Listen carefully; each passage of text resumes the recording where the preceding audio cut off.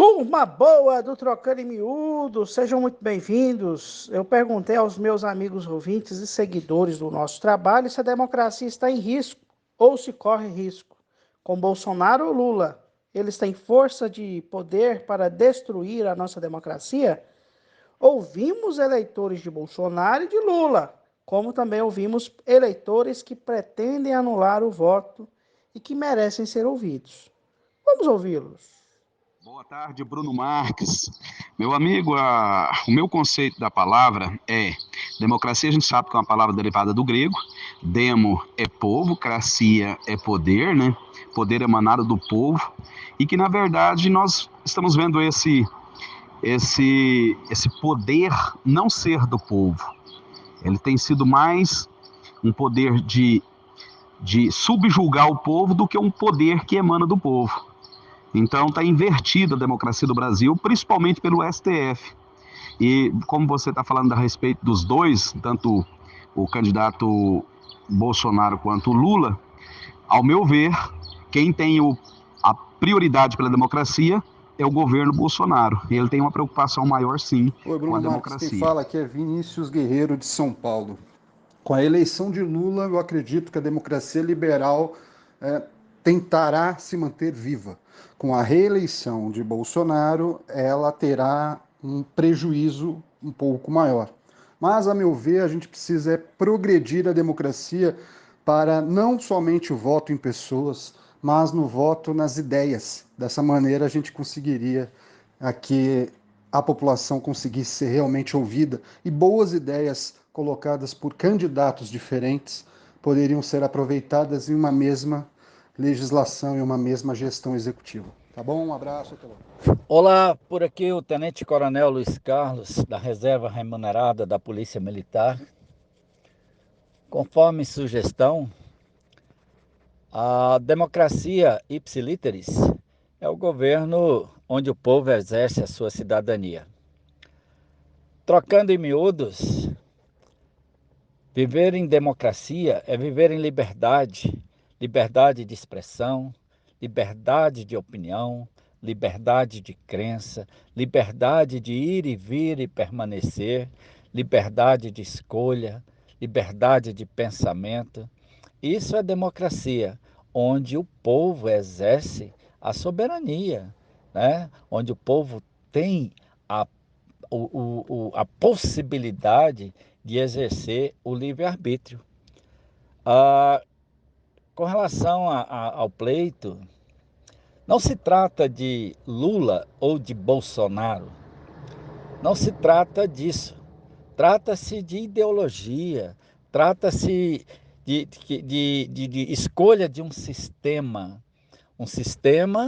onde nós vamos exercer a nossa soberania e um outro sistema onde nós corremos o risco de estar perdendo todas as garantias individuais previstas e capituladas lá no artigo 5º da Constituição Federal,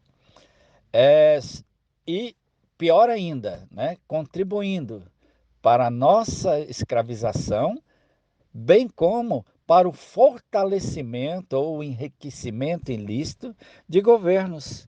A exemplo da Venezuela, a exemplo do Chile, a exemplo da Argentina, agora um país de extremo desenvolvimento, há poucos anos atrás, hoje está vivendo a catástrofe do socialismo, né? Os argentinos passando fome, fugindo do país, comendo lixo, a exemplo da Venezuela, uma potência principalmente nas reservas petrolíferas, né? Hoje todos fugindo do seu país, passando fome, se humilhando, perdendo as suas profissões, seu patrimônio, começando do zero, pessoas de alta formação no seu país, vindo para o Brasil. Graças a Deus ainda existe o Brasil para recepcionar esse povo que está fugindo, né, do seu país por causa do socialismo.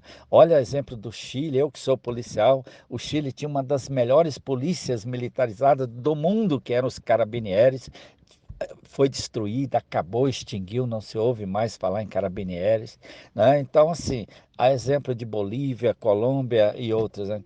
Então fica aquela pergunta, se o socialismo ou o comunismo travestido de socialismo tomar conta do Brasil, o único país da América do Sul que ainda se salva, para onde vai fugir o brasileiro? Essa é a pergunta que se faz. Então não se trata de Lula ou Bolsonaro, trata-se de escolha de um sistema onde vamos garantir, né, a nossa liberdade e o desenvolvimento do país, a exemplo que está. Goste ou não do atual governo, mas é um governo que conseguiu transpor as barreiras da pandemia, conseguiu transpor as dificuldades, não só durante e pós-pandemia, mas conseguiu manter, né, o cidadão, o brasileiro, em condições dignas nesse período tão difícil. Então, nós estamos caminhando, né, para essa escolha. Escolher entre a nossa liberdade, a nossa soberania ou a nossa escravidão, caso se eleja o pseudo-socialismo. Tá? Então, essa é a minha opinião. E permita a Deus que a Eu liberdade vença. acredito, né, que a democracia, ela realmente ela já está em perigo há muito tempo, né?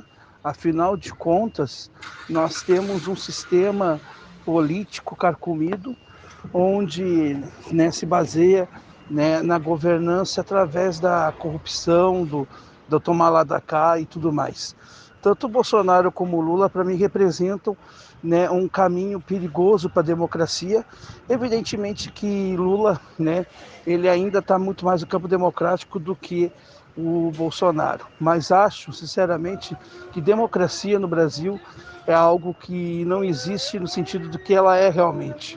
Democracia, para mim, é o respeito à liberdade, ao pensamento do outro e o exercício pleno da cidadania. Coisas que a gente, infelizmente, não tem visto nos últimos anos nesse nosso país. Noé Gomes, São Leopoldo, Rio Grande do Sul.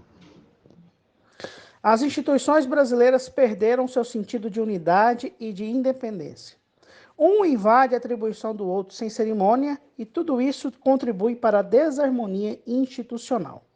Censuram a imprensa por casualidade eleitoral, Congresso controlando o orçamento de responsabilidade e execução do governo federal, Suprema Corte com operadores políticos e não com operadores da lei, e um Senado com uma omissão vergonhosa, um Congresso sem responsabilidade nacional e um STF que interpreta a seu bel prazer a Constituição, e um presidente que adora se fazer de vítima, mas também é responsável pela desarmonia institucional.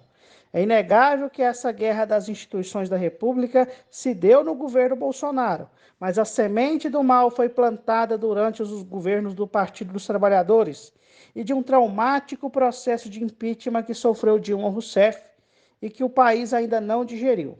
O antipetismo infla a ira popular contra as instituições e aumenta adeptos ao bolsonarismo, que rejeitam Lula, mesmo sabendo do caos do governo Bolsonaro. Lula não resolverá essa crise institucional. O Congresso mais bolsonarista da história não dará colher de chá a ele, e nem Alexandre de Moraes aceitará ficar no ostracismo, pois fará de tudo para continuar na mídia, pois é um narcisista. É um ministro midiático, adora os microfones e será uma arma da elite para controlar o governo Lula, assim como Alckmin, o fantasma vice-golpista. Bolsonaro e o Congresso conservador tentará cravar uma guerra ao judiciário, caso Bolsonaro seja eleito. Ou seja, quem vencer não pacificará o país e quem perder inflará ainda mais os ânimos. Perde o Brasil, perde o povo brasileiro, mas o que seria realmente democracia, na sua opinião, com essas duas figuras tão nocivas à nossa república, às nossas instituições e à nossa história política nacional? Trocando em miúdos, Bruno Marques.